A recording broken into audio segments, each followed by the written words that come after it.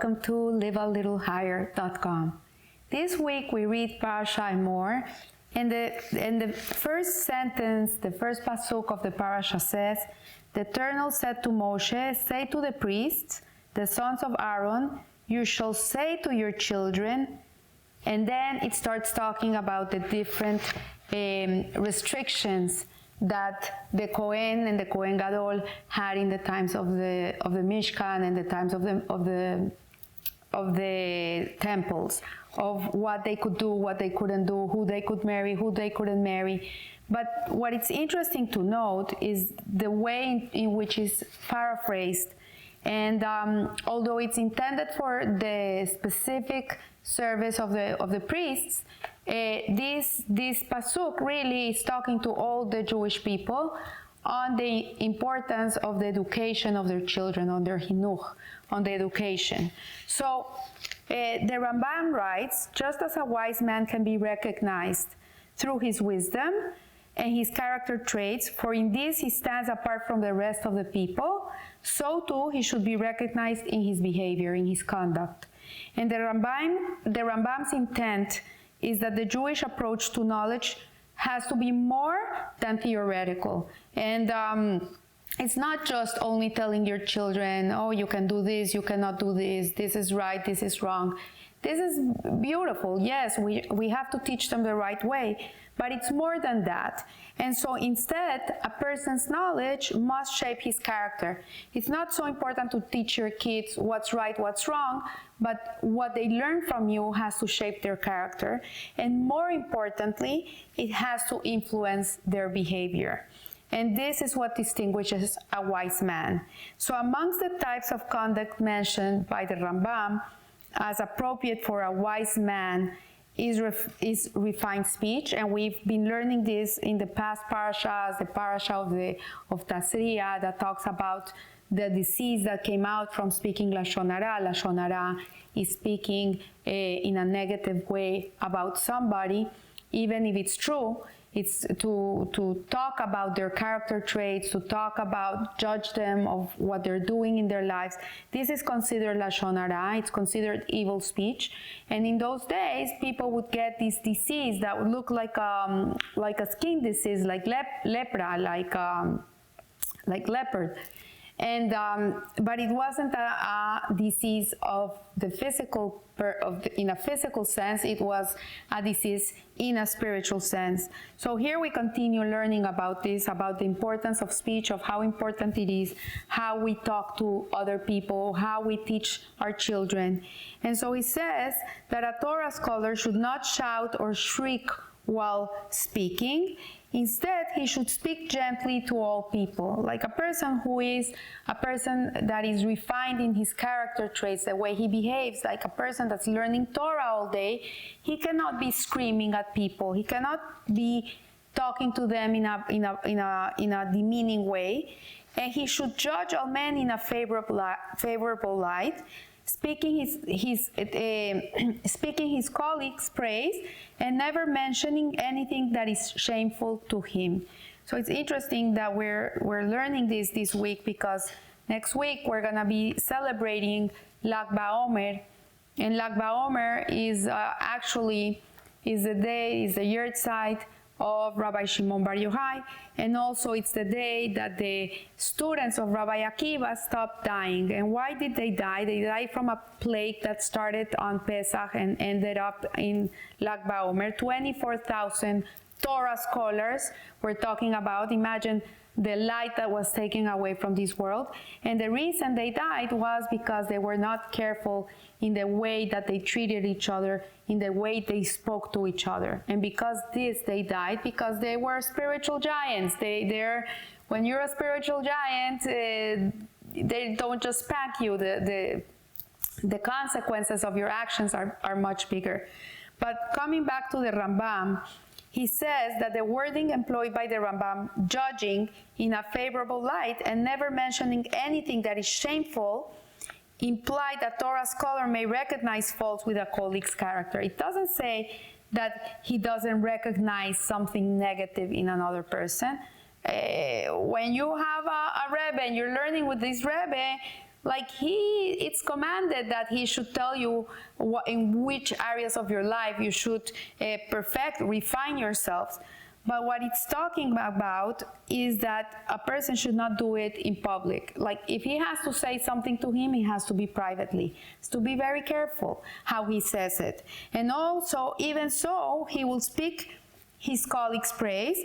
When speaking to his colleague privately, he may patiently and gently rebuke him for his conduct. But when he's speaking to others about this person, he has to see him in good eyes. He has to praise him. He cannot say anything negative about him. So this is not only a reflection of the scholar's own refinement by continually highlighting the other person's positive qualities. He actually encourages this expression. And there's something interesting. Eli Toger, who wrote this article, he tells the story of the Maggid of Mesrich, who was the student of the Baal Shem Tov, that he says that sometimes he used to go and recite concepts which nobody could understand. They were in such a high level, so lofty, that the people that were learning from him could not understand one word of what he was saying. And so how can it be that he went and talked to these people things that they could not understand, something that they could never comprehend? So the concept is, it's explained by the sages, which they state that in the realm of the human relations, Lashon Hara, malicious speech, gossip, kills 3 people. And so it kills the person that speaks, it kills the person that's listening to it, and it kills the person that is spoken about. So this is in a spiritual level, this is not physically, but the damage that can be done through Lashon Hara is tremendous, because the person that's speaking, he's harming himself. In the book of the Hofetz Haim on the laws of Lashon Hara, which I really recommend everybody should learn it, it's called One Lesson a Day, he speaks about the implications of Lashon Hara, and he says that, for example, the person that's speaking, what happens? You mention a person, and what happens? They open their books up in heaven, and they look at him in heaven, and they listen to what you're talking about them, and they look in their books, what is being said about them. And so what happens is that you open the gates of din, of judgment. But the problem is that you're not only opening gates of judgment for the person that's being talked about, you're also opening the gates of judgment for yourself. Because yes, they open the book, they look at this person, oh, look what they're saying about him, and they see, oh yeah, they're saying, but you know what? They are not taking into consideration that this person just lost their job, he's going through a hard time. They don't judge us, Hashem doesn't judge us the same way that we judge ourselves. And then they look up there and they look at your book, they look at you, and says, oh, look at this person, he's judging this person, he thinks he's so righteous, but look what he did yesterday, look how he spoke to his wife. So what happens, according to the Hofetz Haim, your merits, the things that you have accomplished through your righteous deeds, they give them to this person that you're talking about, and his averas, his sins, they go to you. And so one day in 180 years, you go up to heaven, and they're gonna say, oh, congratulations for this mitzvah you did, and you're gonna look and you say, I never did this, They're giving you the mitzvahs of the person that was talking about you, and vice versa. So this is what the sages teach, and they say that this conversation also influences the person that listens to it, because, for example, imagine that you have a new neighbor in town, and you're going to invite this person for dinner at your house, and then this other person tells you, oh, have you met them? No, I haven't. I invited them for dinner. Oh, they're not so nice, you know? They're not so nice. I heard this and this about these people. And so then you already have an idea of these people that you have no idea. You haven't met them. You haven't spoken to them. So they come to your house. You already have bad ideas about them. So this is why it's so delicate of how we speak about other people. And so it says that the sages consider equivalent to the combined effects of idol worship, murder, and adultery. That's the size of the sin. It's very grave. But why should the person about whom the gossip was spoken be affected? He did not take part in the transgression. So in resolution, we can go back to the teachings of the Maggid of Mesrich, that he's talking things that are out of our intelligence. It's the same idea that when a person talks about negative qualities of another person, it spurs in the spiritual realm that person, something is awakened in him, and he can come to act a way that he's being spoken about. It awakens something, it brings something. So the fact that these character faults are being discussed fans the revelation of these qualities. So the Maggid of Mesrich did the opposite. He brought these lofty ideas into the world that nobody understood, so it would fan these revelations so people's minds could open up and they could come to grasp these ideas. Like, for example, we learn Hasidut, right? And next week in Lag BaOmer, Rabbi Shimon Bar Yochai, which is his yahrzeit, he was the one that in the year 2 in the Common Era came with the teachings of the Zohar. They were revealed to him, Kabbalah. Before that, nobody could come and grasp these ideas. So the night of his death, he disseminated these ideas of the Zohar. He taught them to his students. Most likely they couldn't understand half of what he was saying, but they were already into the world. They came in. And then 1,500 years later, the Baal Shem Tov, the father of Hasidut, was the one that brought this light into the world through him. And then we have the Nachman of Breslov and Lubavitch and all these Hasidic movements that brought this knowledge to the world. And today, a simple person like me can teach it to you. You see, so this is how information travels in the world. It's scary. And that's why it's so important that we accustom ourselves to always speak positive. If someone comes to you with a bad dream, tell him something positive about it. Say, oh, you're going to live 180 years in perfect health and you're going to become very rich. Say something very positive, because words cause an effect in the world. They bring things to the world. And so positive attributes are more powerful than the attributes of retribution, and similar concepts apply with regard to speaking out about a person's positive character traits. And we see it when I see it so much. I teach people to have good relationships in their marriages, and I tell them, like, look at the good, like bring out the good in your partner. Say it. Look for it. If he looks handsome today, say, oh honey, you look so handsome, or you look so beautiful. Or if you like the way your wife cooks, say it. I love your food, it tastes delicious. Oh, you smell so good. Always try to bring a good expression for other people, because this is the reality you're forming. Words make your reality. So we see the above concept relates to our Torah reading, which is called Emor. Emor is a command telling one to speak. In the context of the Torah, this command was an immediate application to communicate the laws pertaining to the priesthood. Nevertheless, the fact that this term is used as the name of the reading indicates a much wider significance of how people speak. And so yet we find our sages counseling say little, and I did not find anything better for one person than silence. Like, if you're not going to say anything nice about a person, like, keep quiet. This is my motto in life. If I have nothing nice to say about a person, I shut my mouth. I don't say anything negative about anybody, because it brings judgment to the world. It really creates an energy. So implying that excessive speech is not desirable, Because why? If you go to a person and you tell them, oh, you met such and such, she's such a nice person, she's amazing, and she has a beautiful home, and her kids are gorgeous, she's so much fun. And then a person will open their mouth and they say, yeah, but you know what? She's not nice to her mother. You know, they'll find an excuse to say something negative.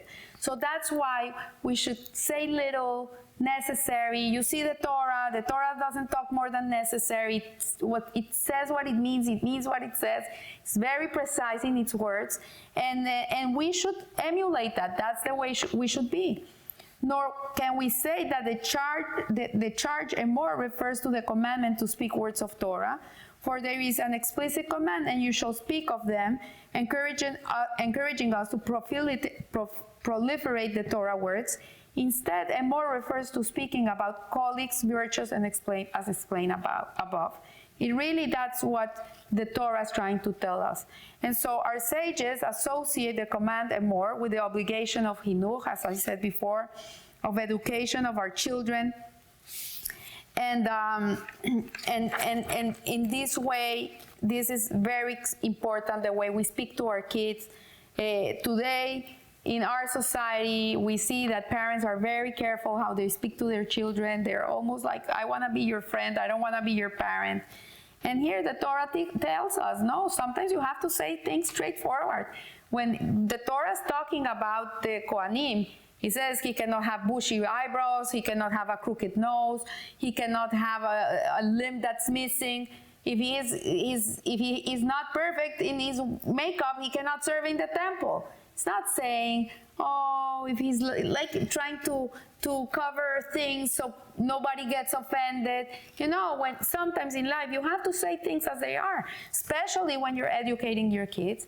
But at the same time, what it's telling us is we also have to look for the virtues. You have to have that balance. So, lihasir, the Hebrew word translated as to adjure, shares the same root as the word sohar, which means radiance. Sohar means radiance, and this teaches a fundamental lesson with regard to the education of our children, and it must be characterized by radiant light. In general, there are two ways to persuade children to reject undesirable behavior. One is to emphasize how their behavior is not so good, right? How base it is, and to show them a better approach. It's not just to say, oh kid, you're so lazy, you know, or you're such a lazy boy. You never pick up anything. I don't know what to do with you. This is not the way to do it. The way to do it is, oh honey, you know what? I know that you have the quality of order. It would be so nice if you order the house. You have that quality. It's better to live in a nice house that is orderly than to live in a mess. You know, look for the other alternative. Like, how do you like to live? Do you like to live in a messy place? Do you mind it? Or do you prefer when things are clean and in order? And most likely, a person would like when things are in their place. So Lihasir underscores the importance of spreading light, for a little light repels much darkness.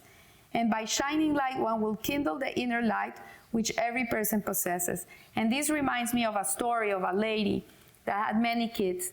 And there was one particular child she had. She couldn't stand this child. Like, really, he got on her nerves. She even felt bad. She felt she didn't love her child because he was such a nuisance. So she went to the psychologist, and the psychologist told her, you know what? For 1 week, try to look at something good in your child. Just look at something good. When you find that something good, say it to him. Say it to him. And so she went home, and this kid was a menace in the house. Everything he did bothered her. But suddenly, when she said, let's go and brush our teeth, this was the first kid to jump out of the chair and go running and put on his pajamas and wash his teeth. And so she said, oh, wow. He's the only one that does it. I never realized. He always jumped. And she saw every day, let's go and wash our teeth. And this kid would jump and go and wash his teeth. So she started praising him for it. And she started saying, let's call him Johnny. I'm so proud of you. You are always running to wash your teeth. Mommy's so proud of you. And little by little, she started seeing other things that were okay with her kid. Not okay, great things about her kid. But she was so blinded because of the negative. And so she went to the psychologist a week later, and she says, I can't believe I found so many good things in my child. And so she says, because that's the way. When you foster the negativity, that's all you're gonna see. But when you start looking at the positive in other people and you say it, then this is what takes place. So there is a deeper dimension to the above concept in a complete sense, the hinuch of one's children, and by extension, everyone whom one influences, everyone you touch their lives with, should not be viewed as an obligation beyond one's own divine service and another task to be accomplished, but rather as a natural outgrowth of that service. When a person's divine service reaches a consummate peak, and in keeping with the thrust of Ahavat Israel, which is the teaching of Rabbi Akiva, that's what he taught us, to love our neighbor like ourselves, and Achdus of Israel, unity of the Jewish people, he joins together with others. His contact with them will foster their personal growth. When you look at the good in everybody, when you love someone because he's a child of God, he shares with you a common soul, we all come from the same Father, and you're able to tap into that, and you look at the good in people, the light that shines forth from the people will be obvious. When you believe in someone, that person will show you. You know, sometimes a child only needs to be believed on. When you believe in someone and you tell them, I can see you have this quality, I can see you can be good at this, I see how good you're with your sister, I see how kind you are to the old lady in the street, how you help her cross the street. I see these things. So when you see and you say it to them, then this will bring a revolutionary change in the person. So it is as kindling a light. It's like if you're lighting a candle, and this will lead to the era in which the wise will shine as the splendor of the firmament, and Israel will leave their exile in mercy. And this is from the Raya Mehema, from the Zohar, from the teachings explained about the redemption, will come in the merit of this book of yours, Rabbi Shimon Bar Yochai, the Zohar, the book of radiance signifying Lag BaOmer, and how this light should shine, not only from within, but from outside too. You should infuse it to other people, and it comes from the way you speak. So I want to wish you a beautiful week, and remember to be a light, to shine to others, to help others find their light also, because it's not only you being this light, it's about helping others find theirs too. And in this way, this whole world will be transformed to the era of Mashiach. So live a little higher. Thank you.